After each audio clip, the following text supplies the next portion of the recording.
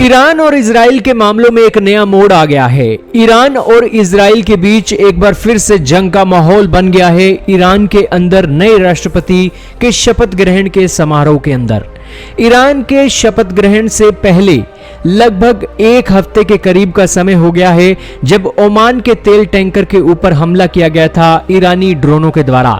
ये तेल का टैंकर इजराइल का था और अब इजराइल ने विद प्रूफ के साथ ये बातें रखी हैं कि ईरान के ड्रोन और एयरफोर्स के कमांडर इसके पीछे हैं, जो शिप के ऊपर अटैक किया गया है।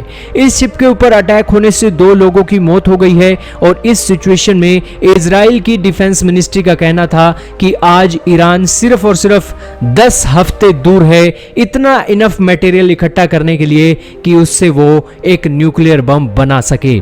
इस ईरान के अंदर नए राष्ट्रपति आ गए हैं। उन्होंने ये शपथ ग्रहण तब लिया है जब ईरान के साथ एक इजराइल का संघर्ष चल रहा है और इजराइल ने धमकी दी है ईरान को कि हम आपको अकेले में ही निपट सकते हैं। इजराइल का डिफेंस मिनिस्टर बेनी गैंट्स, उन्होंने भी ये धमकी दी है और इजराइल के पीएम ने भी साफ साफ धमकी दी है कि हम अकेले ही ईरान को सबक सिखा सकते हैं जो शिप का अटैक ईरान ने किया है। इन सभी के बीच भारत भी अपना मोर्चा मारने के लिए ईरान पहुंच गया है। भारत के विदेश मंत्री सुब्रमण्यम जयशंकर जी ईरान इजराइल के विवाद में यहां पर ईरान में पहुंचे हैं और वहां पर वो अपनी ही एक नई विदेश नीति को अंजाम दे रहे हैं। यहां पर ना सिर्फ हमने ईरान के साथ रिश्ते अच्छे किए हैं उनकी एक सेरेमनी में जाकर, बल्कि हम यहां पर अपनी विदेश नीति को भी मजबूत कर रहे हैं। एक के बाद एक भारत के विदेश मंत्री के ये ट्वीट आपको दिखा देंगे कि भारत का किस तरीके से मास्टर कार्ड प्ले किया गया है ईरान के दौरे के अंदर। भारत के सुब्रमण्यम जयशंकर जी यहां पर विदेश मंत्री से मिले हैं बोलीविया के।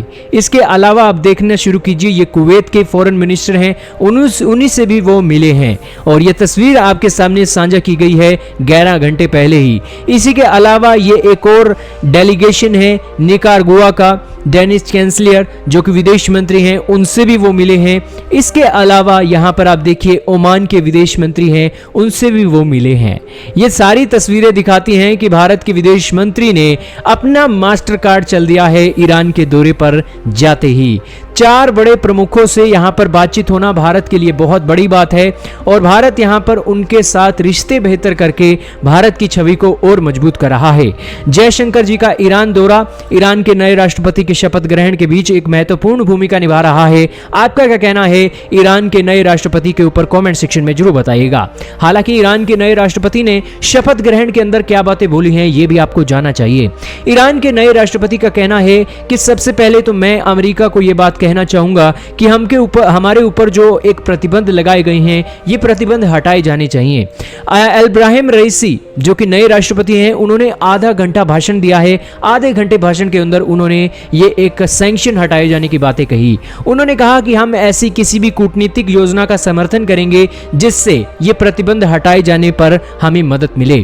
ईरान के ऊपर लगे हुए सैंक्शन के कारण ईरान की अर्थव्यवस्था काफी चरमरा गई है और ईरान के अंदर लोग काफी मुश्किल में रह रहे हैं। ईरान के नए राष्ट्रपति सत्ता में इस वजह से ही आए थे क्योंकि वो लोगों को वादा कर रहे थे कि हाँ, उनकी जो गरीबी है वो ईरान के नए राष्ट्रपति दूर करेंगे। अब दोस्तों, ईरान की गरीबी तो तभी दूर होगी जब अमेरिका का सैंक्शन ईरान के ऊपर से हटेगा। यही कारण है कि उनका इस तरह से सत्ता में आना एक बहुत इंपॉर्टेंट रोल प्ले कर रहा है। आपका कहना चाहेंगे ईरान के नए राष्ट्रपति और भारत की डिप्लोमेसी के ऊपर कमेंट सेक्शन में बताइएगा।